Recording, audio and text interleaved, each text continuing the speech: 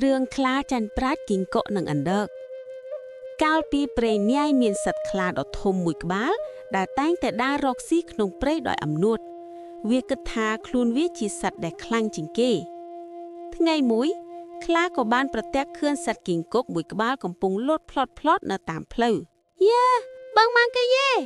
ងដើររកស៊ីអ្វីហ្នឹងចុកបងខ្លាឯងដើរមករកអ្វីដែរខ្លាបានសើចចំអោឲ្យគីង្គក់ថាលោតបានបន្តិចបែបនេះតើនឹងរកសត្វអ្វីបានបើបងឯងលោតម្ដងបានមួយសុញដូច្នេះតើចាប់សត្វអ្វីនឹងបានថ្មីបើឃើញយើងលោតតិចដូច្នេះបើចង់លោតយ៉ាងណាក៏បានចង់ចាប់សត្វទុយក្តីធំប៉ុន្មានក្តីក៏បានទាំងអស់ខ្លាមិនជឿក៏បបួលគីង្គក់លោតប្រឡងគ្នាពីត្រីព្រែកម្ខាងទៅត្រីព្រែកម្ខាងគីង្គក់ដែលមានប្រាជ្ញបានគិតឧបាយកលយ៉ាងរហ័សយើងលោតប្រឡងគ្នាពីត្រីព្រែកម្ខាងទៅត្រីព្រែកម្ខាងមើលបើបងឯងលោតឆ្លងដល់យើងជឿថាពូកែពិតមែនខ្លាចអ្វីបងខ្លាឯងយើងហ៊ានឲ្យបងឯងទៅឈរពីមុខយើងទៀតផងពេលខ្លារៀបចំលោតវាបានចោលកន្ទុយទៅក្រោយគីង្គក់ឆ្លៀតឱកាសនោះខំកន្ទុយខ្លាជួបយ៉ាងណែនត្រូវបងឯងលោតតិចចុះខ្លាបានលោតផ្លោតទៅដល់ត្រីព្រែកម្ខាងដោយកម្លាំងវត្តនៃកន្ទុយគីង្គក់ក៏ធ្លាក់ទៅមុខហួសខ្លាមិនដឹងថាគីង្គក់បានមកដល់ដោយរបៀបណាក៏ស្រែកហៅគីង្គក់ដែលធ្លាក់ទៅដល់មុខឆ្លើយតបភ្លាមបងម៉ាំងកាយេអើយមកដល់ឬនៅគុកនៅឯនេះហើយខ្លានៅតែមិនអស់ចិត្តក៏បបួលគីង្គក់ប្រកួតចាប់សត្វម្ដងទៀតយើងមិនទាន់ឃើញរឹតបងឯងនៅឡើយទេបើដូច្នេះយើងនឹងចាប់សត្វលបងគ្នាទៀតបងទៅចាប់សត្វចុះបានសត្វប៉ុន្មានមកជួបគ្នានៅកន្លែងនេះយើងនឹងរើសាច់នោះលបងគ្នាគីង្គក់លោតទៅរកមើលមិនឃើញសត្វអ្វីសោះក្រៅពីធ្ញន់មួយដុំ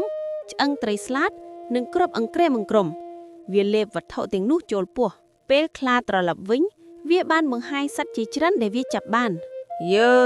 បងម៉ាំងកាយេមកដល់ហើយហេមើលបងឯងបានប៉ុន្មានមុខអស់តែប៉ុណ្ណេះហើយដល់វេនគីង្គក់វាបានខ្ចឹកធ្ញន់ចេញមកហើយក៏ហក់ខ្លាថាសត្វអីបងនឹងគេហៅគៀសមុយគឺគុយរមាក់យើខំដល់ទៅរមាក់ផង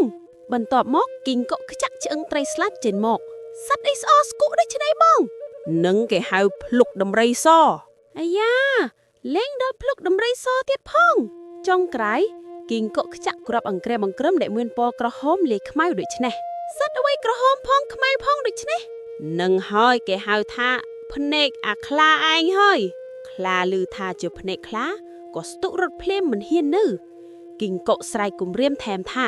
ជប់សិនឯងទៅណាចាំអញយកភ្នែកឯងស៊ីសិនគីង្គក់ដេញតាមខ្លាទៅក៏ប្រទះនឹងអណ្ដើកបងម៉ាំងកាយេរត់ទៅណាបងជាពូរិលខ្ញុំដេញតាមខ្លាវារត់ទៅមិញបងប្រទះដែរឬអត់ឃើញវារត់ទៅហើយបែរដូច្នេះខ្ញុំជួយតាម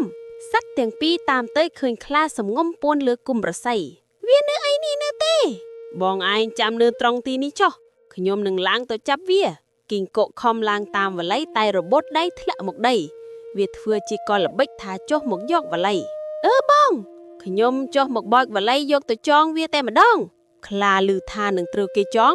ក៏ស្ទុះលោតចុះរត់ទៅឡើងដើមឈើធំមួយទៀតគីង្គក់ឡើងដើមឈើមិនរួចក៏ធ្លាក់មកទៀតវាស្រែកថាវារលំដើមឈើនេះវិញយើងគិតរលំដើមឈើនេះវិញឲ្យដួលនឹងចាប់